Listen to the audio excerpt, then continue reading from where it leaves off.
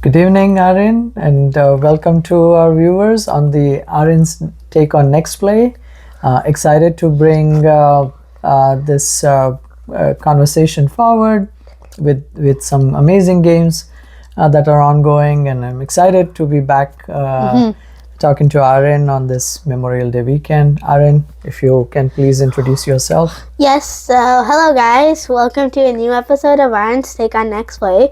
My name is Aarin, and I made this channel because I really want to inform people about basketball. Like, many people, they watch it, but they don't follow as much. Like, they don't know too many stats, and they probably need some help with that. And I've got all covered with that. So come to this channel, and you'll have a great experience here.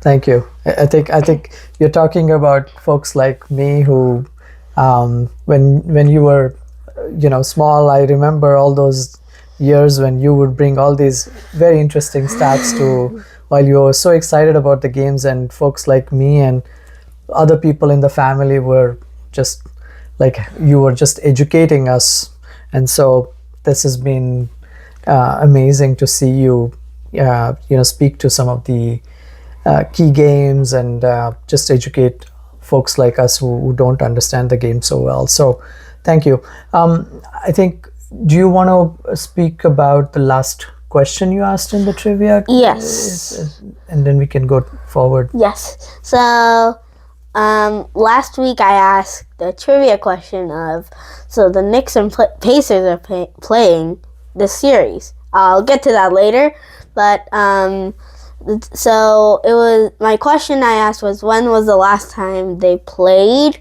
in the playoffs? So the answer was last year, actually, and they lost. The Pacers won in Game 7, so it was a 7-game series. They played in 7 games, and the Knicks sadly lost by 20. But then it was before they had Karl Anthony Towns or any of those big players. So they lost, and then Indiana got led to the conference finals. They sadly got swept by the Celtics, though. So yeah, that's what happened last year. So it was last year. Yeah. So thank you. I think so. Thanks for sort of providing the answer about the trivia. Hopefully, I think we'll hear more comments from people. It's a very good question because to some ways there is history repeating. Yeah. Unfortunately, Celtics are not part of that True. Eastern Conference anymore. But just so we understand, the way the games are laid out now is Western and Eastern Conference, Game 4. Back to back. And right, each one's now at Game 4 stage, and we've seen some exciting games. Maybe you can speak about both the teams in each conference and how are we placed. If you don't mind, maybe just give us an update. So I'll go to the Western Conference first. This one is a very interesting matchup. It's Minnesota, who are the 6th seed, versus Oklahoma City Thunder, who are the 1st seed. So it's been great because the first 2 games when the Thunder were at home, they really dominated. They were like great 3-point shooting, ball movement, defense, like block steals, all of that. And amazing things were happening for them. So I shout out to them in the first 2 games. And 2 days ago was crazy. I don't know, they kind of the Timberwolves turned it around because they were playing in Minnesota and they wanted to show how good they are. So they really outstood them, especially in the second quarter. So great defense, ball movement, like lots of steals, especially Anthony Edwards, great shooting from 3. He had 5 or 6 threes that game. They were just up the whole game, and I guess OKC couldn't keep up. Even Shea wasn't shooting well at all. So shout out to them also. And then MVP of that game was definitely Anthony Edwards. And the score was 143, high scoring game, to 101. So a big blowout. Yeah. And I think there's elite defense for OKC the first 2 games. The speed, transitions, and really cool lineups because they use smaller lineups. They don't use too many people on each. They don't change so much here and there. But it maxes out their shooting and defense. So that's good. And for weaknesses of OKC, this is for OKC, it will be rebounding. They're not as good as at those offensive rebounds. They're more better at defensive and just getting to the dominating the glass, they say. Also size. They're like Shea. I mean, he is 6'6", but still he can't compete with others that are a little more taller, like Naz Reid is 6'9". They have Rudy Gobert that's 7 foot. They have really good players here and there that are tall. They can play offense and defense, especially. So, and also their half court offense has when they're into a slower game, their efficiency drops and they just slow things down more. So that gives more time for Minnesota to think about what's going to happen next. And for Minnesota, on the other side, their strengths were great front court with Rudy Gobert and Julius Randle, who is amazing. The Timberwolves are great at rebounding. And I think Gobert has such good defense, and Jaden McDaniels has great perimeter defense. So that gives a tough duo to compete against. And their physical play, they do a lot of things to maximize what they can do. They try to draw as many fouls as they can, gives them second chances and scoring against those teams. Some weaknesses for them would be their offense, like when Anthony Edwards faces some double teams, which OKC does a lot. It's hard because you have to control, you have to pass the ball, and you're getting covered. So you might get a deflection. It's unpredictable what's going to happen. But when you're getting double teamed, that means someone is open, so pass to the open person. I know you have to do it really fast, but somehow you can just do it, I guess. But, and then the bench, which is like players after the starting lineups, they don't have the best bench, I would say.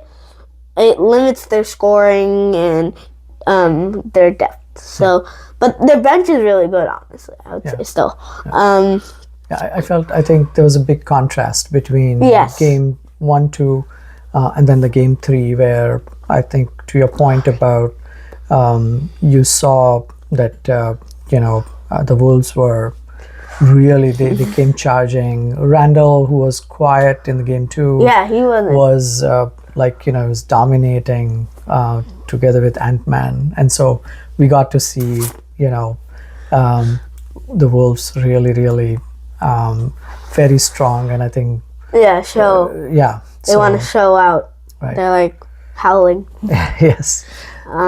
Great. Yes, that's for the Western Conference. Oh, I forgot to say, Shea, he's so good at drawing fouls that Minnesota is just trying their best to not foul him. But I think he relies on the refs to call fouls. Not saying that it's bias or anything, but sometimes calls fouls, and he really relies on them, so he draws a lot of fouls. I think they say that, and again, I don't know the game that well, but I think he's such a good player that his movement in the pocket is so good that he if you're not careful, he will draw fouls. Yes, that's so true. Yeah, because I think he is just amazing. He can shoot in so many different ways that to guard him is not easy. Crazy. Exactly what you were saying. Also, now let's go to the Eastern Conference. So it's a very big rivalry the Pacers, Indiana Pacers, versus the Knicks, the New York Knicks. Yeah. So the 4th seed, which is Indiana, versus the 3rd seed, or the Knicks. So, great for two teams. Like, game 1 was crazy by Indiana. Just like the Knicks choked, just like what happened to Boston. Yeah. And they were down by so much, and they somehow came back. They were down 14 with 2.5 minutes left, and the odds were so low. There was only a 0.3% chance they were going to win until Naismith and Halliburton come in. Right. Like, Naismith just starts hitting threes all of a sudden. Right. He had 5 threes. Yeah. And then he had 20 that quarter, the fourth quarter. Amazing. Yeah. And then Tyrese Halliburton was great with his passing, finding everyone, playmaking. So he actually found a lot of people open, and he mainly found Naismith. So that was their best hope. And the last minute, it was a 2-point game now. OG scored the 2 free throws, and then Tyrese loses the ball, then he somehow gets it back, and then he shoots it, and then it goes off, bounces, and then goes in. Yeah. And then he did the choke sign, which is what Reggie Miller did, and he was the commentator at that game. So then Tyrese Halliburton was like pointing at him, and then Reggie had like a big smile on his face, but because that was his rival when he was playing. Yeah. So it was really funny though. But they actually counted it as a 2. His foot was on the line. Yeah. So it did make it to overtime. Just Otherwise, the Knicks they were wouldn't so need fortunate to, for that. If it would have been a 3, the game was over. Yeah. They would have won. Versus, The Knicks were so fortunate at least having that as a 2. Yeah. So they had one more chance to lock in and come back from that heavy deficit. Yeah. And then Obi Toppin gets these clutch dunks back to back, and they win 13-10 in that overtime to win 138-135. So a very high scoring game. Yeah. Game 2 was great also. Again, Knicks were up, and then again also the Pacers came back, so they won. It was very tight. Yeah. And then they won 114-109. Then yesterday they played game 3. Now opposite, vice versa. So the Pacers were up by 20. Steals, blocks, everything was crazy in the second quarter. They were up by 20, and it was no big hopes for the Knicks again. And then Karl Anthony Towns in the fourth. So actually, Miles McBride got a 7-0 run to end the third quarter. So he brought it to only a 10-point game. The lead, And Karl Anthony Towns scored 24 points in the fourth quarter. Yeah. And he only scored a few points in the rest of the quarters. Brunson was sitting on the sideline. And Brunson had 5 fouls already. And Karl Anthony Towns also had quite a few fouls, like 4. So they had to keep him. And he actually didn't foul as much. Yeah. It was only last minute where he got his 5th. Yeah. But it was great. And then the Knicks called game, and they won by 6. 106-100, and then it was basically another big comeback. Yeah. So it's been crazy what's happened this series, and one of the problems with the Knicks is they really foul so much. Like Brunson had 5, and then Towns had 5. Then others had 3, 4, like so many different players, and then even. In games 1 and 2, same thing. Like Brunson got fouled out in game 1. And crazy what was happening. So that's one of the strengths for Indiana, committing all those fouls. And they have a great. So the strengths for them, for Indiana, would be fast-paced offense. They have really good transition offense, quick ball movement, and they really open up the lane and find open shots or opportunities. And Indiana uses an 11-man rotation usually every game. So that applies more players to get more time, others to keep them fresh and apply full court pressure. And then Tyrese's playmaking. So Halliburton is the engine of the offense. He turns them on and breaking down the defense, spacing out, and creating more opportunities for the Pacers. The weaknesses for them is their rebound. They are not very good at rebounding. They are the least.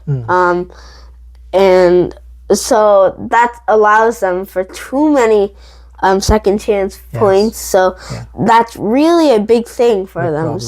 That's what happened in game 3.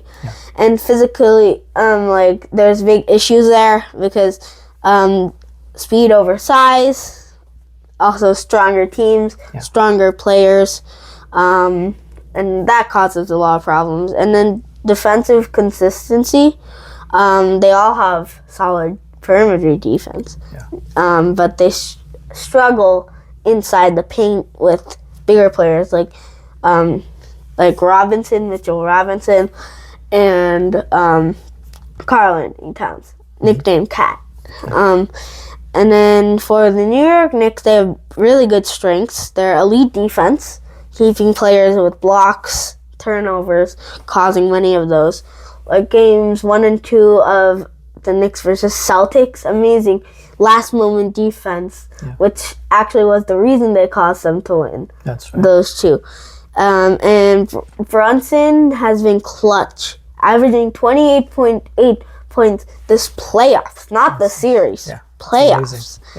And offensive rebounding is great for them.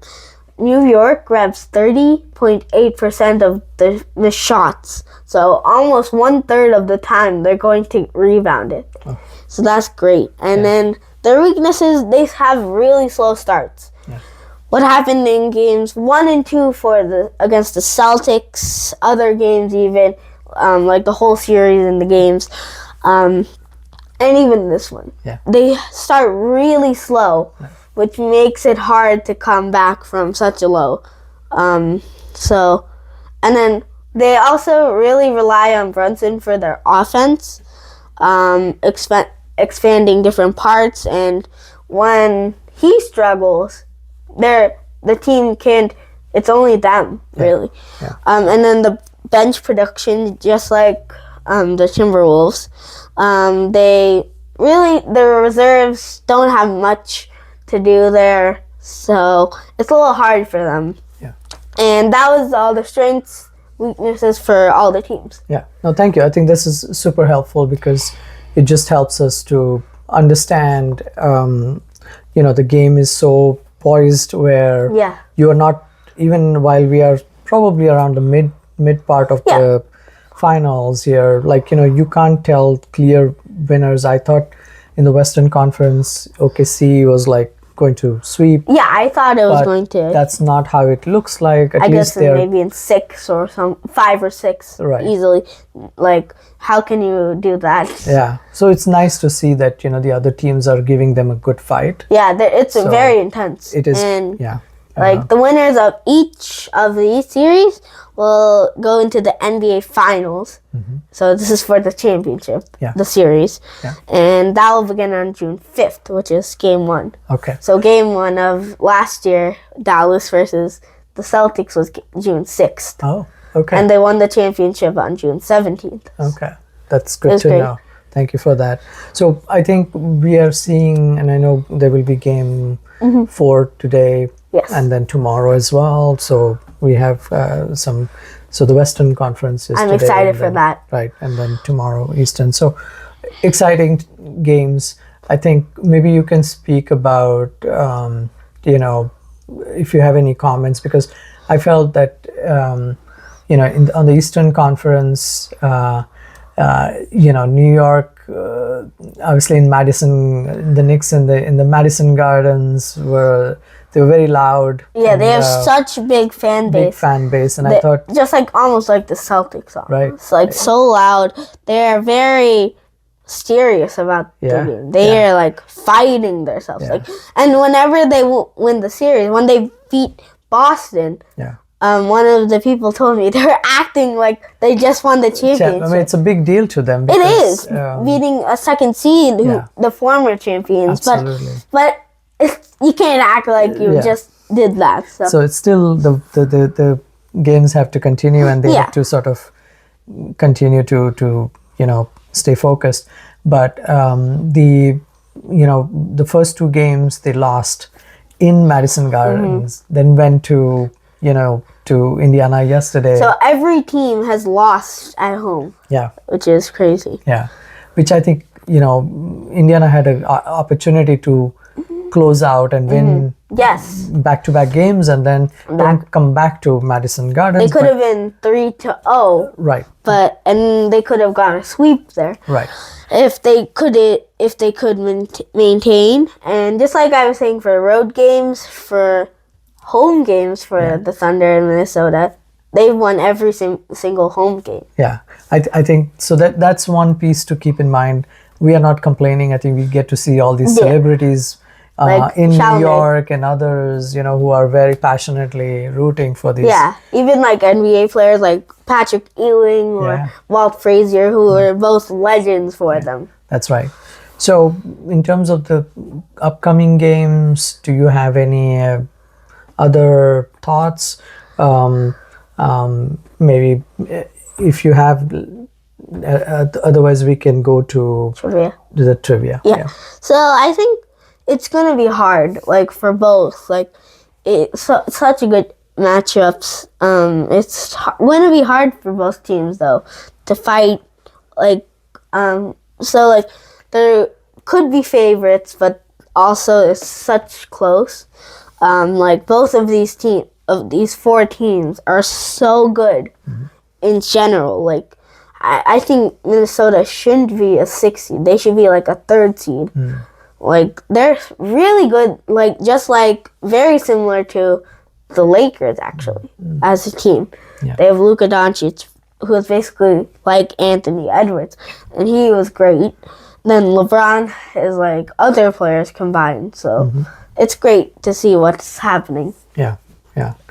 So, do you want to go to the Yes. trivia then? Yes. Yeah. So, so today, I will be asking one question, which is out of all the four teams, so Minnesota, OKC, the Knicks, and the Pacers, who, like out of, there's actually 2 out of the 4 teams, there have actually won a championship. What are those 2 teams, and how many championships do you think those teams have won? So it could be either a different pair, and I'll give you a hint. There's a 50-50% chance in each one because there's one in each series. Okay. So it can either be OKC or Minnesota, or New York, or the Pacers. And if you are watching my previous videos, you might know that one of these, a few, maybe even haven't won a championship. So we'll see what's happening. And even former teams that were earlier came into these teams, those are count. Yeah. So because they're the same. Yeah, that's great. I hope It's hard. Well, I think people can provide their response and Comment down your answers. and comment, and then I'm sure you will explain Yes. your reasoning. So this is a way for Aarin to engage with his audience, and I think what excites me is how he breaks down these complex statistics about the game, the analytics, which are make the game very interesting, explain how teams are planning the strategy around the games, and then how players are sort of executing on it. And so there's so so much to learn, and I'm really excited to sort of continue this. Do you want to speak about outside of the NBA or WNBA or any other updates or any other things, or we can, if I not, think we can stop now. yeah, Yeah. excellent. So I think this is great. I think this has been super helpful, Aarin, and Thank you. thank you again. Thank you for being in this episode, and we'll see you in the next episode. Bye. Bye. Hey guys, thank you for watching. Please like, subscribe, and comment. Bye.